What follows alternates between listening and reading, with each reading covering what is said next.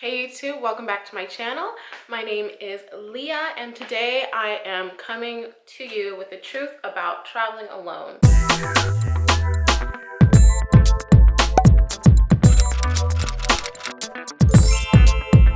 Also, before I jump into that, so I have launched my website.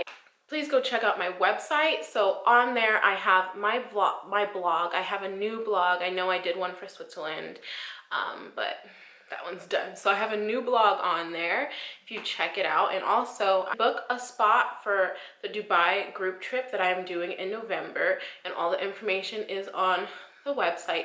And also I am going to be offering support with creating itineraries for your trips and also support with finding the cheapest ticket. So that's just kind of what I'm starting off with for now, and then if it works out I might do more things with this website and with this travel business that I'm trying to start. But anyways, let's jump right in. So today I am talking about the truth about traveling alone. So as you guys know that I always travel alone. I would definitely label myself as a solo traveler and I absolutely love it.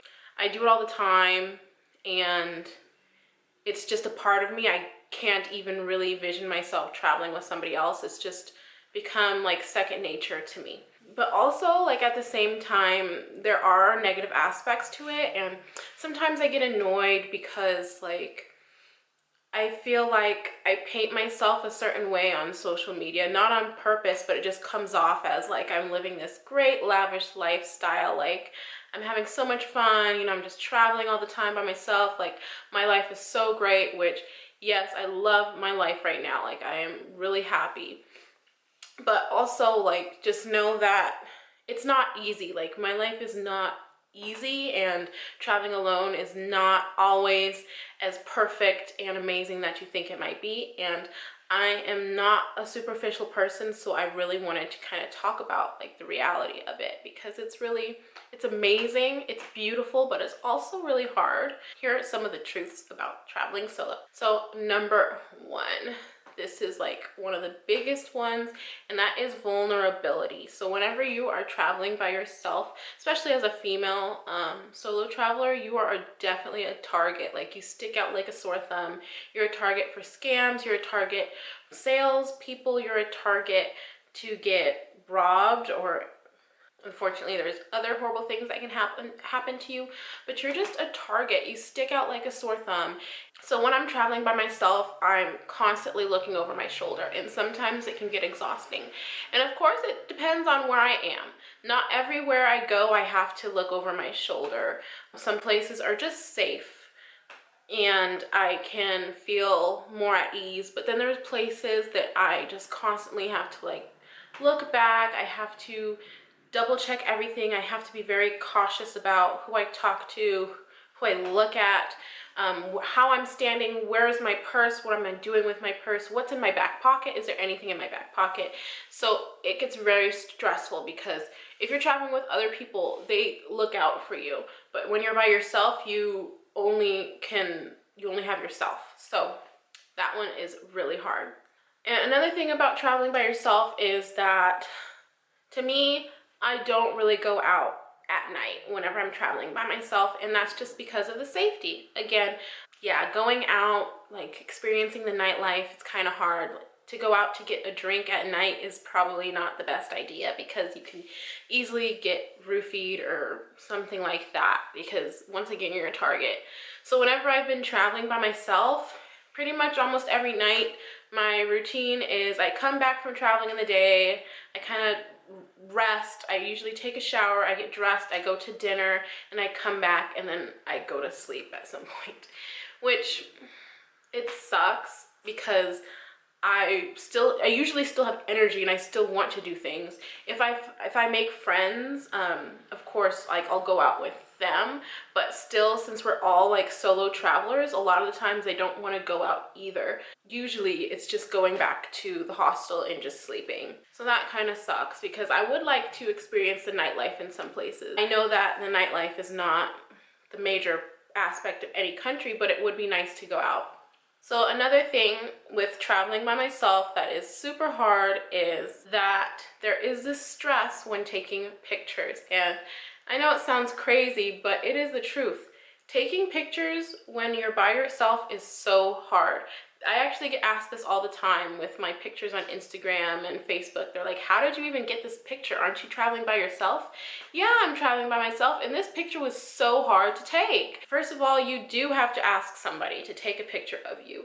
I know people that bring like tripods with them, which I do need to do. It would be helpful, but also you can't put a tripod everywhere. There's gonna be times where you need that perfect angle to take a shot. Like if you just have a tripod on the ground, it's not gonna take the picture all the time correctly. So you have to ask somebody to take a picture. You have to talk to strangers. So me, I am kind of shy, so yeah. I get stressed out every time I want a picture, and that part really sucks because it takes away from the moment. I actually had to catch myself when I was in Malta. I had to really catch myself because I spent so much time stressing about, oh my God, who am I gonna ask for this picture? Like, who should I ask? Oh no, they're busy. Oh my God, this is a couple. I don't want to interrupt this couple's trip. And I would like stand around places like stressing about getting a perfect shot instead of really appreciating the time that I had there. So I had to kind of pull back from there and realize, hey, like a picture it's not even that big of a deal. Like, why do I always have to be in the picture? I don't.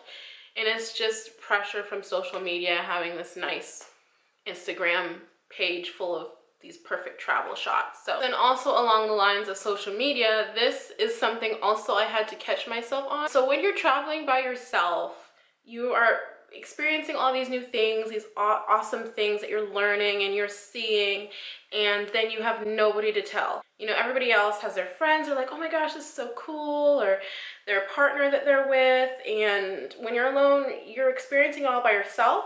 And yes, it's amazing to experience it all by yourself, but also you want to share that with people. So what ends up happening when you're traveling alone is you do tend to go to social media for that support. Like you want to share your experiences, and since nobody's there with you, you tend to share, sometimes overshare on social media. And that's something I had to catch myself on as well, and I'm still working on, is that I don't have to share everything with social media, even though I want to. Once again, it takes away from the trip. Like, even though I want to share with you guys what I'm doing and all the great things, like, I need to sit back and just, the amazingness that is happening, I just need to dive into that and lose myself in the place that I'm visiting. I don't always have to upload. I don't always have to share. Lastly, the hardest thing for me, I think for a lot of solo travelers, that sometimes we don't want to admit because we're traveling by ourselves, we're having so much fun, we want to be like independent and seem like we have all this together.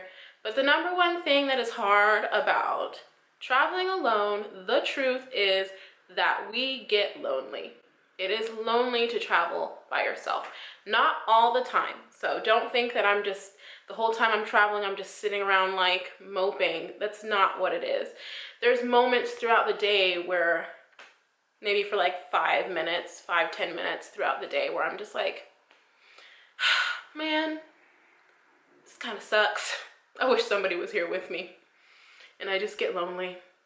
And it happens. It comes and goes. It's here and there. It doesn't like take over the entire trip. It usually happens if I'm seeing this cute couple together, like taking these cute couple pictures and like kissing every 5 seconds. And I'm like, man, it'd be cool to have somebody to kiss 5 seconds on this beach, you know? Or seeing families together or group of girlfriends. That's like probably the worst for me when I see a whole group of girls like having so much fun and they're laughing and giggling, and then I'm just like, cool, I'm here by myself.